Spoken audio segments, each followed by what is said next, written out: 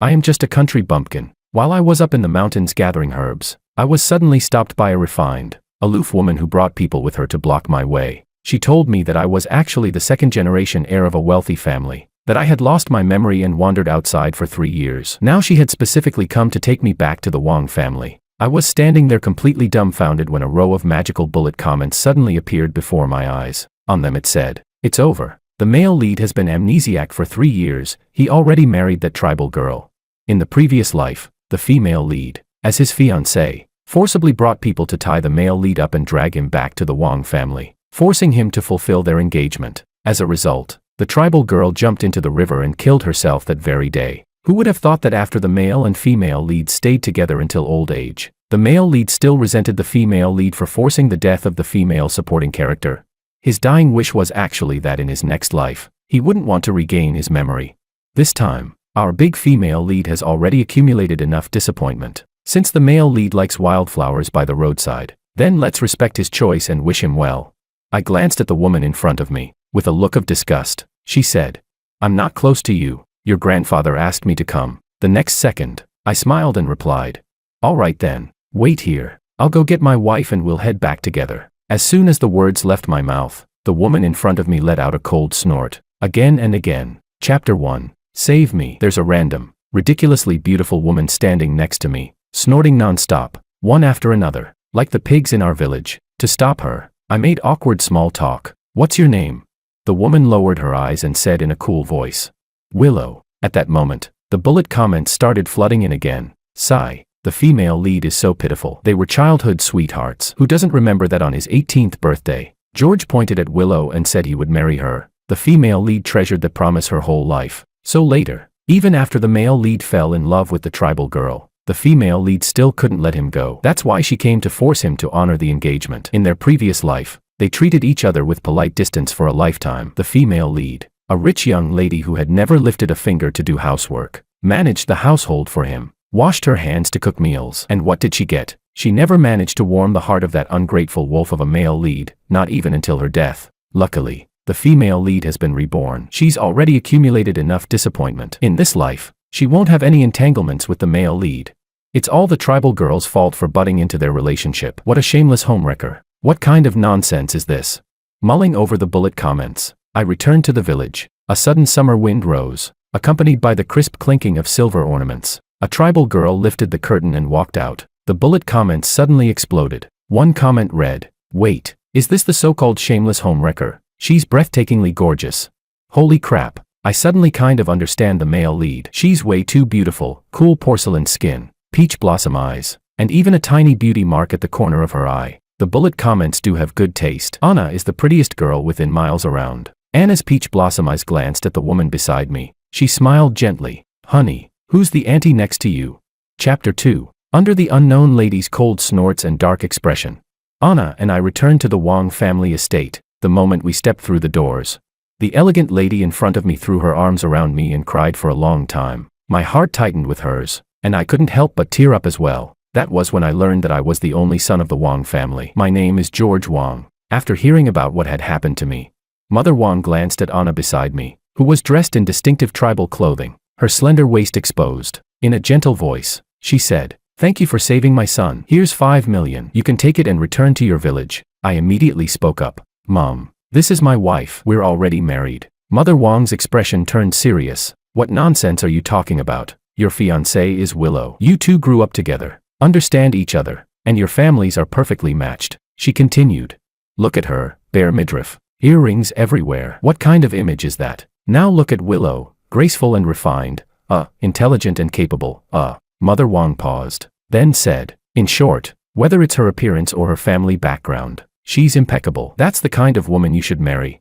I was speechless. The bullet comments started flooding again. Exactly, the female lead is the best. In her previous life, she stayed home as a housewife, an excellent cook, even knitted sweaters and scarves for the male lead. Sadly, she still couldn't warm his cold heart. Another comment read, "In this life, after giving up on him, she's determined to follow the strong female lead path, taking over the company and becoming independent and powerful. Wong family, stay away from our queen. She has no interest in marrying a scumbag." Scumbag. So now I'm the scumbag male lead. I thought about Willow's cold attitude just now and hurried to distance myself from her. However, before I could speak, Willow's clear voice rang out. She set down her teacup, her expression dignified and gentle. With a slight smile, she said, "Auntie, please don't say that. You're making me embarrassed." Behind me, Anna hooked her little finger with mine. Her eyes shimmered with moisture. Unable to bear it, I spoke up. "Mom, Anna saved me. For the past 3 years, she's taken care of me. Let's talk about this later." I smiled and added, "I've been back for half a day already, and I'm starving." I knew Mother Wang wouldn't accept Anna so easily, but Willow didn't intend to marry into the Wang family either. Once I told Mother Wang about Willow's true attitude tonight, she wouldn't think this way anymore. Realizing I was still hungry, Mother Wang finally took her seat. Anna sat down beside me, looking a little wronged. Chapter 3. To welcome me back. The dinner was lavish. One of the dishes, mango shrimp balls, looked pretty good. Anna loves sweets, but she was too shy to serve herself directly, so she carefully picked up a shrimp and placed it into my bowl first. Seeing how awkward and restrained she looked, I couldn't help but feel a pang of heartache. She said softly, "Gio, you eat this." Just as Anna was about to put the shrimp into my bowl, a cold voice cut in. "Housekeeper, please have this dish removed." I was still confused when Mother Wang smiled and explained, "George is allergic to seafood." The housekeeper is new and didn't know. I forgot to remind her. Luckily Willow remembered. Mother Wang shot Anna a glance, her voice rising even higher. "George, when you were little, you and Willow were childhood sweethearts. Don't you remember? You even gave Willow a nickname, Little Bunny. You always made her stay overnight at our house back then. Even now, there's still a room for Willow here." Mother Wang went on and on about the sweet memories of our childhood. The bullet comments started scrolling again. "Oh, what's going on with the female lead? Didn't she say she doesn't care anymore? Why does she still remember that the male lead is allergic to seafood?" Another comment replied, "Cut her some slack. That's muscle memory. In her previous life, she took care of him for an entire lifetime." I noticed Anna's face growing paler and paler. I hurriedly said apologetically, "I still don't really remember any of that." As soon as I finished speaking, my gaze fell on Willow, who was sitting across from me. Her hand, which was holding the cup, paused slightly. She lowered her eyes, as if hiding some emotion. She looked somewhat downcast. After dinner, a sudden torrential rain poured down. At Mother Wang's insistence, Willow stayed the night. The Wang family has a room reserved exclusively for her, right next to my bedroom.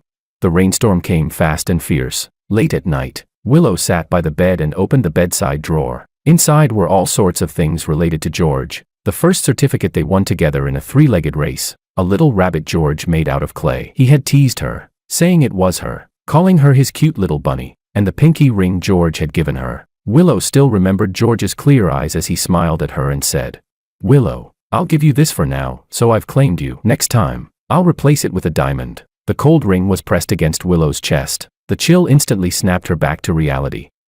In her previous life, she had worked tirelessly, managing the household day after day. Yet she had never been able to warm George's heart. She still remembered his disappointed voice before he left. "Willow, I don't owe you anything anymore. In my next life, I don't want to regain my memory." Willow thought to herself, "George, in this life, I'll grant your wish. I won't cling to you anymore." She let out a cold snort. She packed all those things into a cardboard box and struck a match. Watching the blue flame lick at the box, Willow revealed a relieved, almost exhilarated smile. "Ah, wait a second. Setting a fire indoors isn't safe. It's a fire hazard." Willow immediately extinguished the flame. She checked inside. Fortunately, the certificates hadn't been burned. Only then did she feel at ease. The bullet comments fell silent for a moment before flooding in again. "Don't tell me the female lead can't bear to let go." Another comment shot back. "Impossible. Absolutely impossible. She's long since given up. Open flames indoors are a safety hazard. Our queen is a clear-headed, independent woman now, not some love-brained fool. She just doesn't want to start a fire. That's all." Another comment added, "The flame barely licked the box before it got put out." The next one replied, "Good night, little flame. Hope to see you again next time." Chapter 4. While Willow was wallowing in self-pity, a young girl's aggrieved voice drifted over from next door. It carried a bewitching sweetness in the night. Anna spoke coquettishly. "Gio, will you hold me?" Anna wants you to hold her. "Do the little bells sound nice? When Gio moves, they'll ring." She added softly, "That Willow looks so fierce, so cold. Her body definitely isn't as warm as mine." Willow's face instantly turned icy. The bullet comments began scrolling wildly. "Wait, this Anna has way too much service awareness. Where exactly are those bells? It's so hard to guess." Another comment followed. "This is outrageous. In the previous life, Anna wasn't brought back to the Wang family, so this never happened, and now the female lead has to hear this.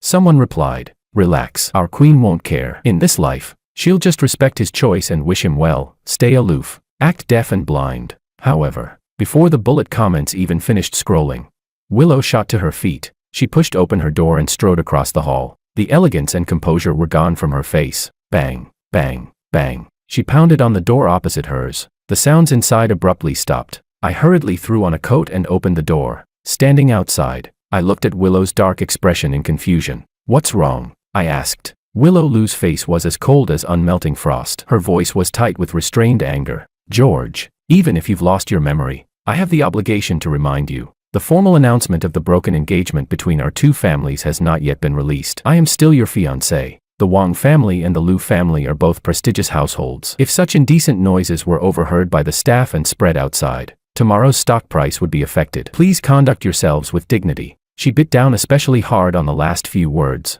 I instantly felt embarrassed. We had been married for 3 years. We're adults, this is normal. But she was right. It really wasn't appropriate. I said awkwardly. "Sorry, we'll be more careful." "You'd better," Willow replied coldly, then turned to leave. From behind me, Anna lazily said, "I want some water too. I'll walk Auntie back on the way." Anna slipped on my coat and followed her out. When the two of them reached Willow's door, Willow suddenly turned around. The noble, indifferent look on her face was now filled with disgust. In a voice only the two of them could hear, she said to Anna, "Shameless." Anna froze for a moment. Willow pressed further, her tone sharp with hatred. "Have you no dignity at all?" Anna's eyes curved as she smiled. She let out a soft laugh. "I have the capital to act this way. It's better than being some menopausal old woman." At the moment Willow turned away, Anna's fingers moved ever so slightly. The bullet comments exploded again. "Holy crap, that backwater tribal homewrecker cast a goo creature. Wait, she really knows witchcraft." "Don't panic, everyone. It's just a love goo. It'll only make the female lead burn with desire at night. As long as our queen stays strong, cuts off love and emotion, the goo won't affect her." Another comment appeared. "Our queen is as detached as a chrysanthemum in autumn. She'll definitely be fine." The author explains that a goo creature is a kind of sorcery practiced by certain minority tribes, in which insects are used to control people. Chapter 5. The moment I heard that Anna had cast a goo creature on Willow, I immediately demanded that Anna hand over the antidote. Anna lowered her head like a pitiful little kitten. Her eyes were moist as she said, "Gio, she was the one who insulted me first. I just wanted to teach her a lesson." Would someone as dignified and refined as Willow really insult people? Anna can be sharp-tongued and sly. I couldn't help but doubt her. Seeing the suspicion in my eyes, Anna looked even more wronged. She bit her lip, turned her head away, and said in a trembling voice, "Anyway, I don't have an antidote." I felt helpless. I stood up, intending to check on Willow. Anna, sitting by the window, tugged at my sleeve. She looked up at me, her eyes shimmering. "Gio, as long as Willow has no feelings for you, she'll be fine." I recalled what the bullet comments had said, that Willow was detached and indifferent. As serene as a chrysanthemum, she should be fine. Anna wrapped her arms around my neck, her voice slightly husky. "All right, Gio, let's go to sleep. Anna will be good. I won't make any noise." Just as I was about to relax, the bullet comments panicked. "That vixen is harming our queen. The female lead is delirious from the burning heat. She's rolling around on the bed, slapping herself to stay awake. So pitiful. Sob, sob, sob." Another comment followed. "When is the plot twist coming? I don't want to see the female lead suffer anymore." True, everyone has desires. It was normal for Willow to be affected by the goo. I hadn't thought it through carefully enough. I gently removed Anna's arms and said calmly, "The antidote. Anna, you know I won't repeat myself a third time." Anna blinked her peach blossom eyes. Most of the time, her more malicious side took over, but she always listened to me. She slipped off her silver bracelet and placed it in my palm, speaking softly.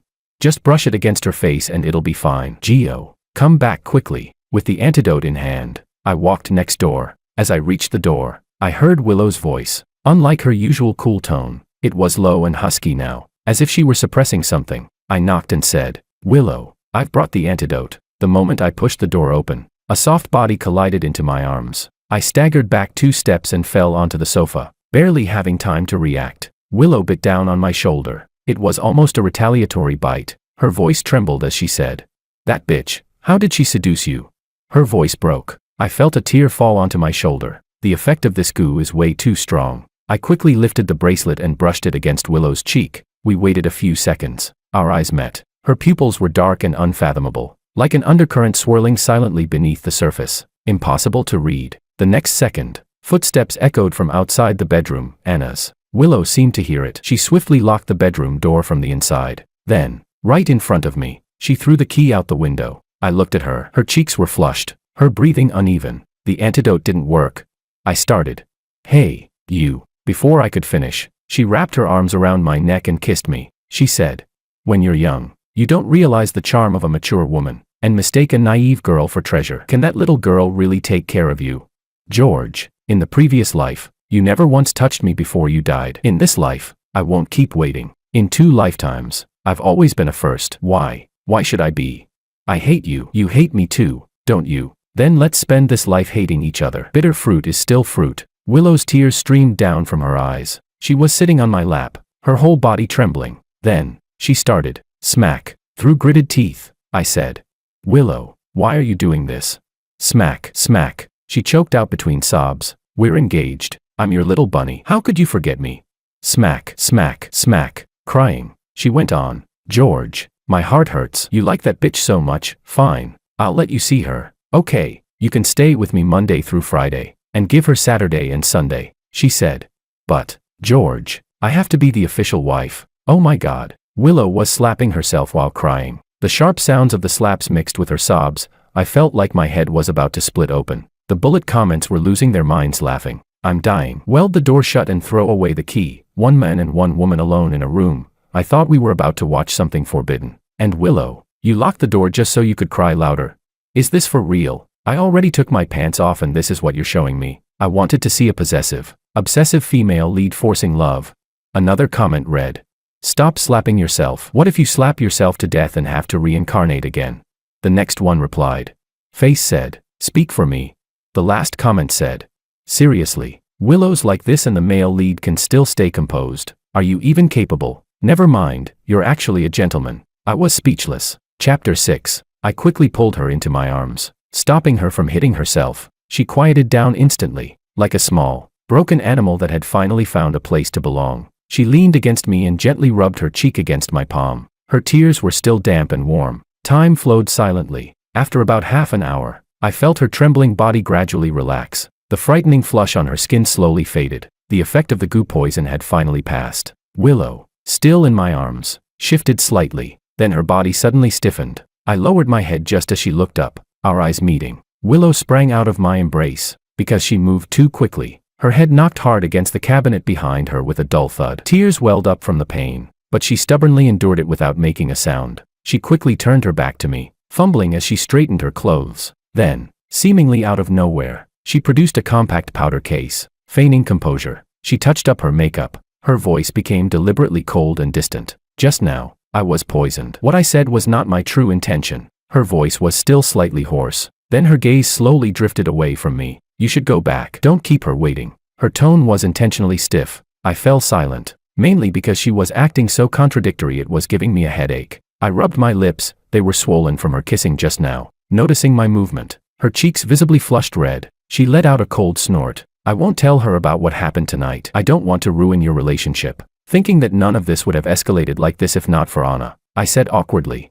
I'll make it up to you. But Willow misunderstood. She immediately flared up in anger. You think I'm threatening you? You think I'm some mistress trying to claw my way into position? What kind of person do you take me for? I hurried to explain. That's not what I meant. But she wouldn't listen. Lifting her chin proudly, her phoenix eyes cold and noble, she declared on her own. George, I'm not some naive, love-brained fool. I can cook and manage a household, but I can also carve out a world of my own. I won't stoop to fighting over a man out of jealousy. Chapter 7. After Willow left the Wong family.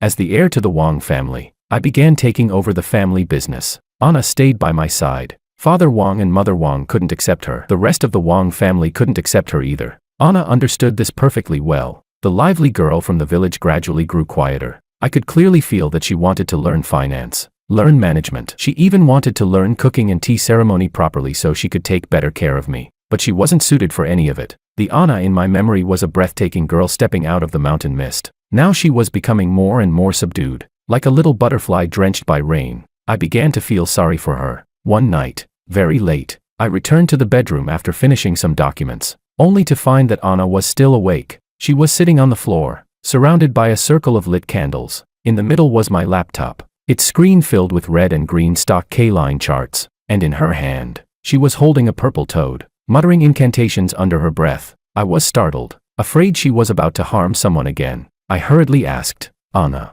what are you doing?"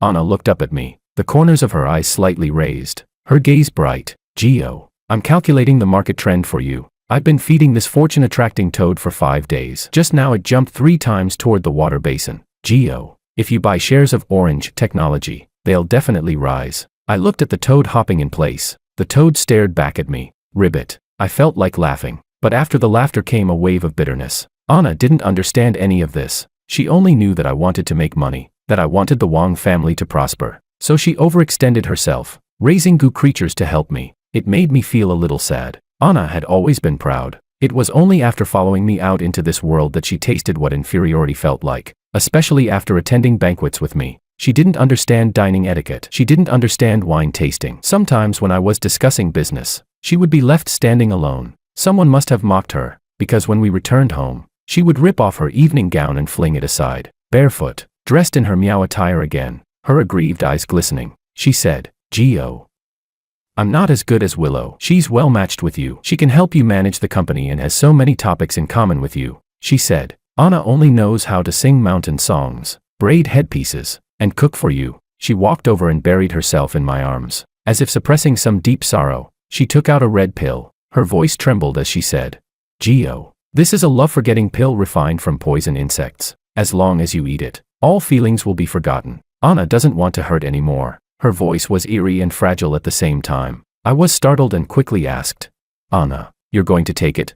Anna looked at me and shook her head. A flash of malice crossed her beautiful eyes as she said slowly, "Gio, I mean, why don't we give it to Willow? That way she won't keep thinking about you or those people who laugh at me. We can give each of them one. Let them all become idiots." The bullet comments instantly exploded. "Unbelievable, unbelievable. Breaking Bad is here." Another comment read, "Devoted female lead. Just wait another lifetime." And well, the homewrecker does look pitiful, though it's kind of funny too. Chapter 8. Just as I had thrown myself into expanding the Wang family's business after returning home, Willow was doing the same. She worked overtime relentlessly, took on major projects, as if trying to prove something. Since the Wang family and the Liu family had long been business partners, it was inevitable that we would cross paths in the corporate world. Whenever I saw Willow, she was poised and dignified, her temperament cool and untouchable. Just as the bullet comments had predicted, she had truly become an independent leading woman. While I was silently respecting her and wishing her well, the Wang family received a marriage alliance proposal from the Liu family.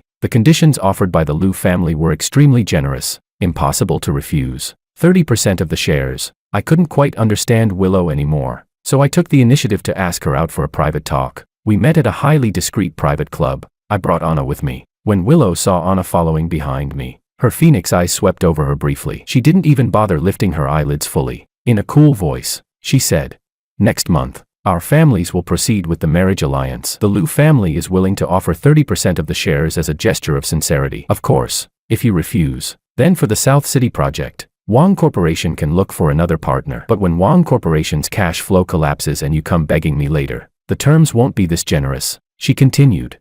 "As far as I know, you and Anna never registered your marriage legally. You are single. There is no need for you to have other concerns." At this point, her gaze lightly fell on Anna. "As for her, if you truly insist, you can keep her around like a pet." Willow lowered her eyes and took a sip of tea, carrying herself with the composed authority of the official wife. The bullet comments lit up. Didn't she say she was going to be an independent queen focusing on her career? Why is she getting married again? Another comment replied, "You don't get it. Before, she longed to be loved. Now she no longer seeks love. She's treating the male lead as a business partner and the marriage as part of her career. As long as she doesn't divorce him, anyone outside will always be the other woman. Wow, our queen is truly clear-headed." Willow then glanced at Anna again and said, "Since you seem to be serving him with some dedication, I'll allow you to remain by George's side. But don't act too ostentatiously in public. Don't damage the reputation of our two families, and tone down that seductive demeanor. From now on, you will report to me every morning. If I do not grant permission, you are not to be alone with George." Anna trembled with anger, her fingers shaking slightly, afraid she might cast another goo creature. I quickly grabbed her hand. Willow sat on the sofa, completely at ease. "Oh, and one more thing. From now on, don't wear bright red dresses. You should wear pink." The bullet comments scrolled wildly. Willow OS, red is reserved for the official wife. You pretentious coquette can only wear pink this lifetime and serve as background decoration. As expected of the leading woman, this time she must win. I remained silent. I looked up at Willow's calm face, confident, composed. I had to admit, she had offered terms that neither I nor the Wang family could refuse. A combination of pressure and persuasion. A masterful move. She was right. Anna and I had never registered our marriage legally. I was single. It didn't count as a formal marriage. And even if there were a marriage certificate, so what? Strip away emotions. And a legal marriage is ultimately just a property contract. But Anna. Chapter 9. My silence made Anna's face turn pale, but she still stayed close beside me, clinging obediently. I said calmly, I will carefully consider the conditions you proposed, but if you're hoping that this marriage alliance will make me fall in love with you, I can't do that. My memory hasn't returned. As far as you're concerned, I'm willing to cooperate, but there's no emotional foundation. I glanced at Anna beside me and added firmly, and Anna is not a pet. She is a free person. Please show her some respect. I know you've suffered too, but 3 years ago, Anna was the one who saved me. Anna has the kind of personality that takes a mile when given an inch. She immediately wrapped her arms around mine and raised her beautiful brows provocatively at Willow. Willow's hands, resting on her knees, tightened abruptly. Are you rejecting the marriage alliance? She asked. I answered decisively. No, because this is an agreement between two families. It's an integration of assets. I am George Wang, the future heir of Wang Corporation. I'm a practical man, not someone who chases illusions. Just as she can define marriage in legal terms, why can't I deconstruct marriage through profit and interests? As a businessman, I know very well that compared to romance and passion, power and money matter more. If what the bullet comment said was true, that in the previous life she tied me up and forced me back to the Wang family to marry, leading to Anna's death, then my statement about not wanting to regain my memory must have had a purpose. Considering that I said it on my deathbed, I was probably the one who died before Willow. Perhaps I said it deliberately to make her feel guilty, so she wouldn't seize all my assets without restraint. The moment I finished speaking, a flicker of joy flashed in Willow's eyes. She quickly lowered her gaze to conceal it. As for Anna, if she could understand, I would eventually give her an explanation. If she couldn't accept it, I still wouldn't treat her unfairly. I turned to her and said, Anna, you are my family. You are free. If you choose to stay, you don't have to follow Willow's rules. There are many rules here, but I can protect you. If you want to return to the village, I'll give you 30 million. I also hope you'll find your own happiness. Anna looked at me seriously and said, if Gio doesn't leave, then I won't leave either. I'll stay with Gio. I nodded. Then I shifted my gaze to Willow, silently asking for her stance. Willow's eyes circled slowly over Anna. Anna bit her red lip, lowered her head, and said softly, I'm willing to stay by Gio's side. I'll listen to you. You are my big sister. Willow pressed her thin lips together. A faint smile shimmered in her phoenix eyes. There was even a trace of vindictive satisfaction. The bullet comments scrolled in real time. Impressive. Willow's teaching victory. The female lead is so calculating, playing the homewrecker in the palm of her hand. Another comment added, Willow thinks she's winning big, but she's basically throwing herself at him for nothing. Chapter 10. The marriage alliance between the two families proceeded quickly. On the wedding day, Willow wore a custom-made wedding gown. Her figure was graceful and striking. Even her usually glacial expression softened into a smile. She had poured a great deal of effort into that gown. According to the bullet comments, some of the embroidery had been stitched by her own hand. Anna did not appear. She had taken a goo creature and forced herself into a deep sleep for 3 days and 3 nights. I felt sorry for her, and silently resolved that I would never treat her unfairly in the future. To be honest, Willow was indeed well suited for marriage. She was an almost flawless woman. Outside, she was an asset to my career. Inside, she cooked and managed the household impeccably, so perfectly that there was nothing to criticize. Except that in bed, she seemed somewhat inexperienced. That night, the lights were dim. Willow half knelt in front of me, carefully massaging my legs. I looked down at her. Her fingers were cool, trembling slightly. I could feel her nervousness. I lifted her chin and leaned down to kiss her lips. Her entire body tensed. I smiled and said, Willow, I've forgotten many things, but my heart seems to still remember you. It's beating very fast. Could you help me calm it? Before I could finish speaking, she leaned in closer. As Willow rose, I heard the faint sound of bells colliding. Clink. Was it Anna? No. Willow stepped out of her short skirt. Silk slipped from her shoulders. What met my eyes was a delicate butterfly bell body chain draped across her pale skin. Willow worked out regularly, and the chain traced the elegant curves of her figure. Under the dim light, it shimmered with a lavish golden sheen. It fell from her neck, cascading down and gathering at her slender waist. As Willow's breathing rose and fell, The butterfly bells swayed gently. Clink. The sound made one's heart pound. Willow pressed her lips together and said, "Anna said you like this kind of sound." Her voice was restrained, though faintly hoarse. "I'm not inferior to her in any way." She leaned closer, her voice calm yet stubborn. "George, ever since I was very young, I decided I would marry you. I studied finance and management. I learned to cook the dishes you like. I cultivated your hobbies. Everything I've done was for the day I could be with you. If fate deliberately placed Anna between us, then I accept that. Because heaven has already compensated me. I truly believe that being given another chance was meant for me to become better, and to win back your love. I will do so well that you won't have the energy to look at anyone else."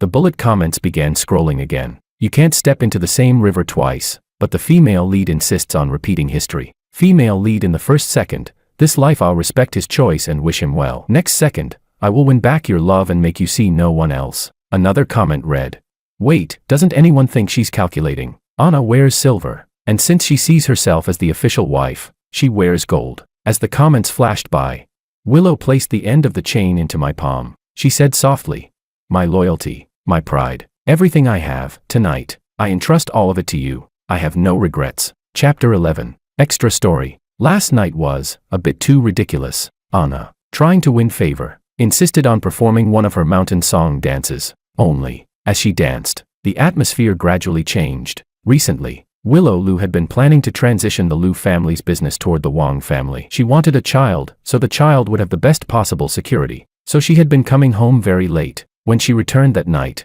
somewhat displeased, she joined in. The commotion lasted the entire night. The next morning, when I woke up, I saw Willow already dressed neatly, sitting on the sofa, making Anna stand facing the wall in punishment. When she saw me come downstairs, she rose naturally, adjusted my collar, and tied the tie I would wear to today's conference. While fixing my tie, she didn't forget to reprimand Anna. "Anna, restrain yourself," Anna protested. "Why? Gio likes me." Willow gave a cold laugh. Her phoenix eyes narrowed slightly, her presence oppressive. "Because he is the head of the Wang family, and my legal husband. George has a business negotiation and a banquet today. If my husband lacks energy because of you, you'll answer for it." Anna was completely suppressed. She puffed up her cheeks in anger. Her watery peach blossom eyes turned toward me for help. I pinched the bridge of my nose and said, "Anna is 3 years younger than you. She's simple-hearted. Can you stop picking on her?" Willow's hand paused. She let out a cold snort. "Fine, you may stand up for now. I'll deal with you later." Anna immediately ran to me and wrapped her arms around mine. Acting spoiled, she said, "No need for you to intervene. I'll punish myself tonight." Well, that night, Anna did indeed reflect on herself. In the 5th year of our marriage, we had a son. He was cheerful and lively. His name was Mario. When he turned 3, Willow and I took him to an interview for the most prestigious kindergarten. The interviewer asked about his family members. Mario sat upright in his chair, blinking his big eyes as he spoke loudly. "Thankfully, we had rehearsed this question at home," he said. "I have a daddy and a mommy. Mommy teaches me to read, write, and play the piano." Suddenly, the little chubby boy tilted his head, blinked, and held up 2 pudgy fingers. In a sweet, innocent voice, he declared, "Oh right, I have 2 mommies." "What the?" I quickly signaled Willow to cover his mouth, but the child, oblivious, continued loudly, "The bad mommy makes me learn English and always hogs daddy. She won't let daddy tell me bedtime stories. And not only that."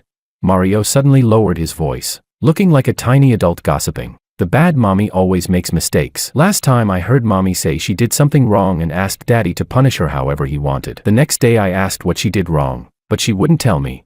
PFF. I nearly spat out the mouthful of water I had just taken. Willow's ears turned bright red instantly. Her cool, beautiful face changed color. The interviewer's expression toward us shifted immediately. Willow hurried to explain.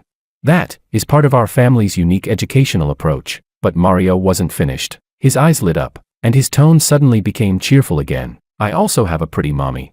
Pretty mommy is the best. She catches lots of colorful bugs for me to play with, and she secretly gives me chocolate. She can even leap across rooftops. I like pretty mommy the most." The interviewer looked utterly confused. Willow bit her lip, then revealed a graceful, composed smile. She said, "The child was talking about our nanny. She's relatively young and dotes on him too much, so he got the wrong idea. When I get back, I'll definitely set the household straight." The words, "set the household straight," were spoken through gritted teeth. The bullet comments were laughing like crazy. Some bullet comments read, "Unbelievable. The female lead can still keep the situation under control for now. When she gets back, She'll punish her son and make him copy texts together with Anna. The female lead said it's all because Anna is uneducated, always filling her son's head with all sorts of nonsense.